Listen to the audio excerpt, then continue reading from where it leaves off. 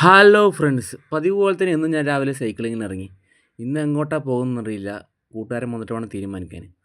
കൂട്ടുകാരൻ വന്നു എങ്ങോട്ടാണ് പോകണമെന്ന് തീരുമാനിച്ചിട്ടില്ല. അവൻ പറഞ്ഞു നമുക്ക് ധോണി പോയാലെന്ന്. അപ്പോൾ ഞാൻ പറഞ്ഞു ശരി, ഓക്കെ എന്നായി. ഞങ്ങൾ മെയിൻ റോഡ് വഴിയല്ല ഇടവഴി കൂടെ പോണത്. ഈ റെയിൽവേ ഗേറ്റൊക്കെ താണ്ടിയിട്ട് വേണം പോകാൻ. അപ്പോൾ സൈക്കിളൊക്കെ മെല്ലെ പൊന്തിച്ച് പതുക്കെ പോയിക്കൊണ്ടിരിക്കുകയാണ്. ഞാൻ ലാസ്റ്റ് ലോങ് റൈഡ് അടിച്ചത് 60 കിലോമീറ്ററാണ്. അതിന് ശേഷം എപ്പോഴാണ് അടുത്ത ലോങ് റൈഡ് അടിച്ചുകൊണ്ടിരിക്കുന്നത്. അങ്ങനെ ധോണിയാത്ത ഒരു 3 കിലോമീറ്ററും കൂടി ബാക്കിയുണ്ട്.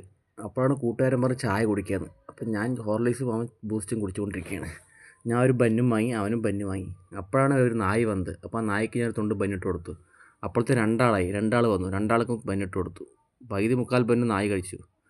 അങ്ങനെ ഞങ്ങൾ നടന്നുകൊണ്ടിരിക്കുകയാണ് സൈക്ലിംഗ് മതിയാക്കിയിട്ട്. പോണ വഴിയൊക്കെ നല്ല രസമായ വഴിയാണ് കേട്ടോ. ഇതാ ആ കാണാനാണ് ധോണി മല. അങ്ങനെ ഞങ്ങൾ ധോണി എത്തി.